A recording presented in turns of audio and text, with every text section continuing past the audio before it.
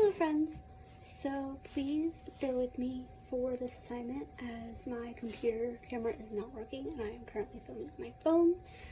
But to get that out of the way, for this assignment I decided to do a paper airplane. I thought it would be a great opportunity to have kids do something fun and kind of exciting.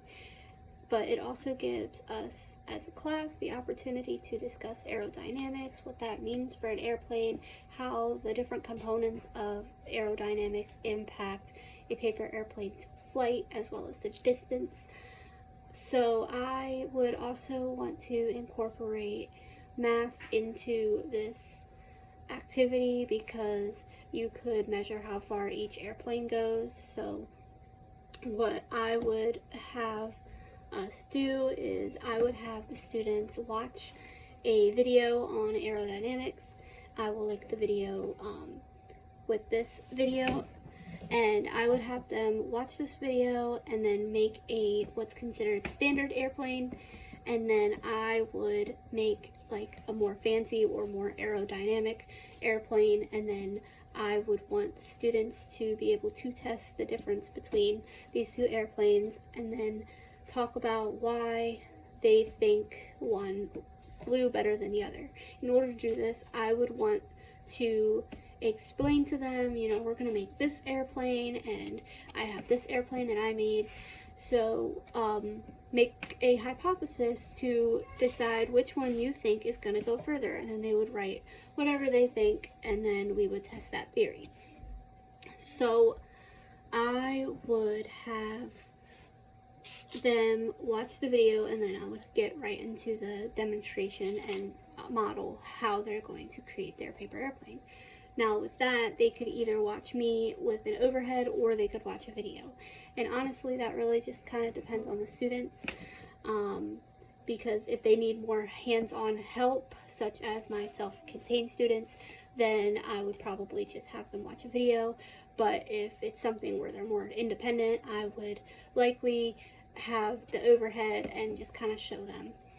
So my learning objective is that students will be able to use their knowledge of aerodynamics to create an airplane that will fly at a certain distance. So that distance could be 2 feet, 3 feet, you know, it depends on what they think their airplane will be able to do versus what the more aerodynamic airplane will be able to do.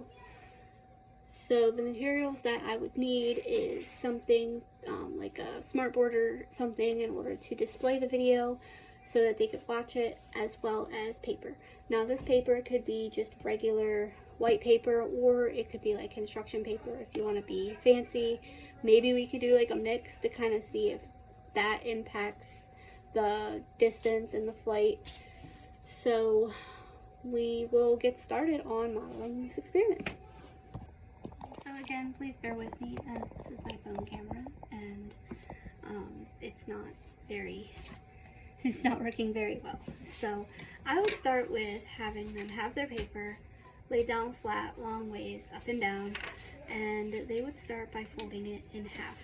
Now they want to make sure they crease it very well. This is a part where I might need help to help maybe younger students or students who need more individualized assistance.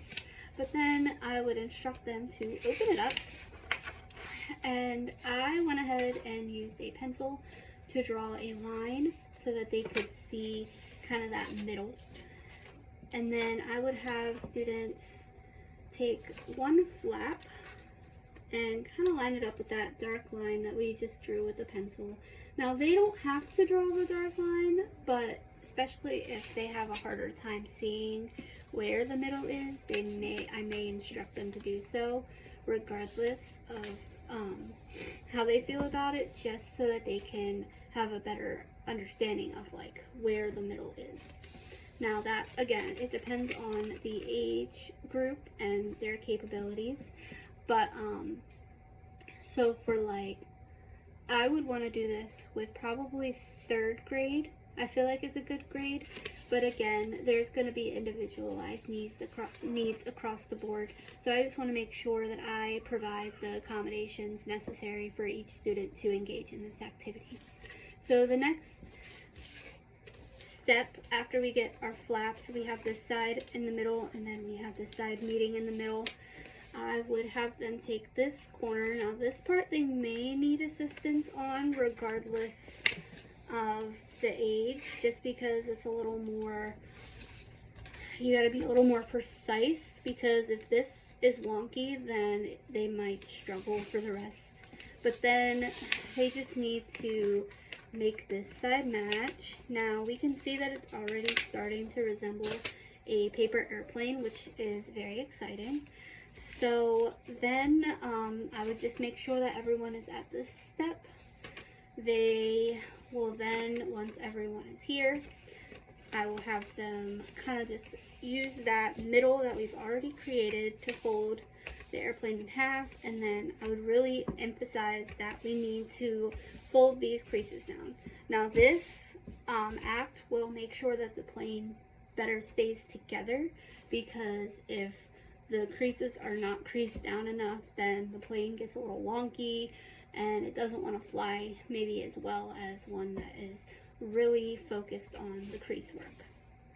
Now once we are at this step, I will show them, hey, you know, your plane looks like this. Even if I am showing like a YouTube video, depending on, you know, what I decide is best for that particular group of students, I would still want to kind of go along the steps with them to give them a physical model, because a lot of students do well when they can visualize what the expectation is. And then we would, this is another part that they may struggle with depending on where they are and if they've ever done this before, because some of our students might not. But then we would fold the wing down. Now this is kind of difficult to gauge. It's about probably 3/4 of the way down, but that's just something that I may need to go around to assist with, because it's kind of hard to show them and have them, you know, really get that distance right. So then you would do your best to make the other side match, but it doesn't have to be perfect. Again, after that, you would just kind of really focus on creasing, because that's, again, how your plane is going to stay. That's another thing that I might have to go around and really show them where to crease, so they're not just kind of, you know, at the end of the plane or at the front of the plane, because if the end of the plane and the tip of the plane get messed up, it could really cause that flight to get wonky. And if that happens, then that would be something that we could talk about as a class discussion. You know, if your plane didn't fly as far as you anticipated, why might that be? You know, kind of allow them to compare and contrast their flight distances with their neighbors and see if there's any really discrepancies between the two planes, and then kind of show them my plane that is more aerodynamic. Now of course I wouldn't want to let them know that it's more aerodynamic in the beginning. I would just want to bring it out and be like, oh look, you know, this is a different type of plane. You know, do you think this basic plane will fly further than the fancy plane? And just kind of let them give their hypothesis, have maybe a class discussion on what they think is going to happen, and then test that theory. And then we can discuss really like the aerodynamics that go into making that fancier plane fly further. Because then that's really where we get into the whole lesson. We get that overview of like aerodynamics are very important in creating planes and cars and things of that nature, because it allows for, you know, less wind resistance, just stuff like that. So now we have this part of the plane. We've done our creases probably as much as we can. Now at this step, I would probably instruct students that if they want to take 2, maybe 3 minutes to decorate their plane, you know, draw some designs on the side so that they can really differentiate whose plane is whose, and they can make it their own, then that's where they would have that opportunity. And once they're all decorated, I'll just kind of label mine as Miss Jewel. So once they have their planes decorated, I would have them locate this middle piece. It's a very important part where they have to know where they're going to grab the plane, and then they open up the wings a little bit. Now, there are modifications that they could make to their plane in order to hopefully get it to fly further, based on what they saw in the video, and they are welcome to try to make those modifications.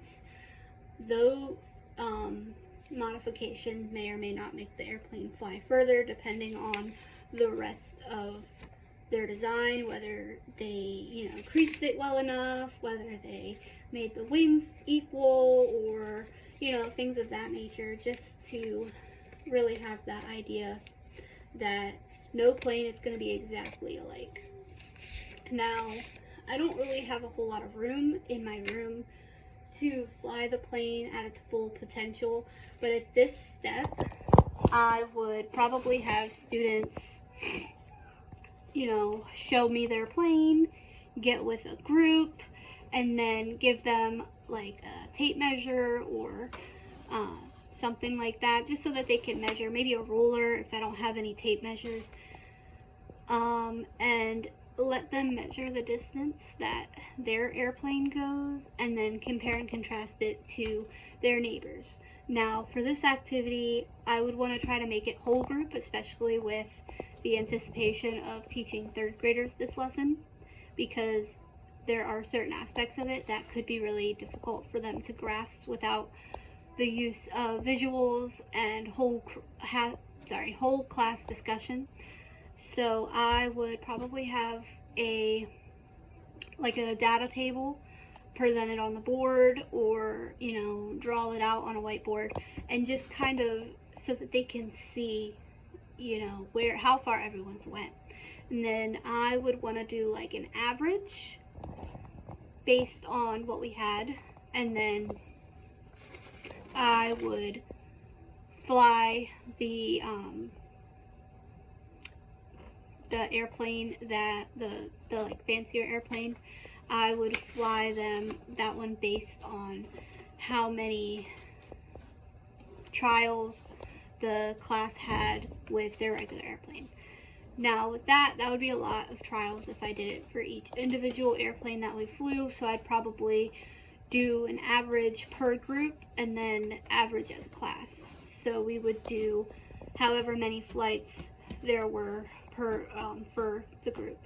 So if there are 5 groups, then the fancy airplane would have 5 trials, and then we would just kind of average out the basic airplane with the fancier airplane, and just kind of compare and contrast those averages. Now, this would be a very fun activity to do with 3rd graders, but I feel like it could be modified and adapted in order to do younger kids. Maybe it wouldn't be as detailed, but it could also be modified in order to accommodate the needs of an older grade as well. So this is really something that teaches collaboration, that I believe is a English Common Core standard, where they collaborate with their peers and they talk about their ideas and they problem solve. And then you get that math curriculum in there as well when you're talking about the distance, and you're able to measure that with whatever tool you're using. Usually it would be a tape measure or something of that nature. And then of course you have the science aspect, and it also requires some critical thinking skills, because it's really important to understand, You know, if we run into a problem, why did we run into that problem? How can we solve that problem in order to do better in the future? So this is an activity I really thought was cool, and I feel like there are so many different ways you could go about addressing this, and it would really benefit your students no matter which direction you go.